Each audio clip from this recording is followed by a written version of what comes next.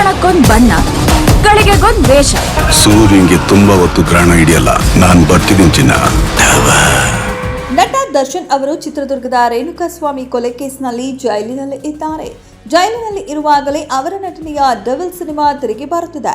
ಈ ಚಿತ್ರದ ಟ್ರೇಲರ್ ಇಂದು ರಿಲೀಸ್ ಆಗಿದೆ.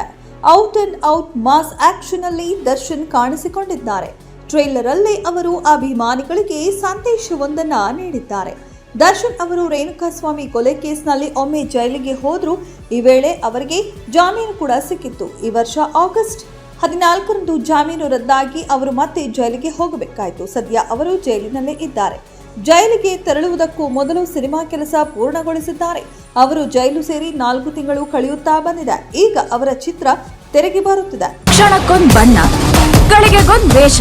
ಸೂರ್ಯಂಗೆ ತುಂಬಾ ಹೊತ್ತು ಗ್ರಹಣ ಹಿಡಿಯಲ್ಲ. ನಾನ್ ಬರ್ತಿದ್ದೀನಿ ಚಿನ್ನ.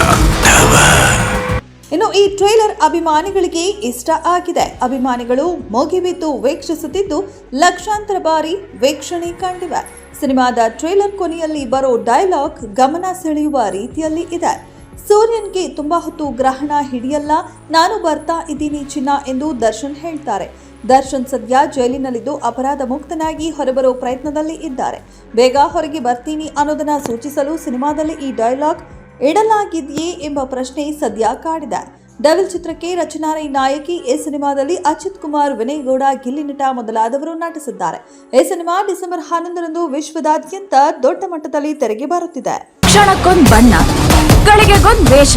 ಸೂರ್ಯಂಗೆ ತುಂಬಾ ಹೊತ್ತು ಗ್ರಹಣ ಹಿಡಿಯಲ್ಲ. ನಾನ್ ಬರ್ತಿದ್ದೀನಿ ಚಿನ್ನ.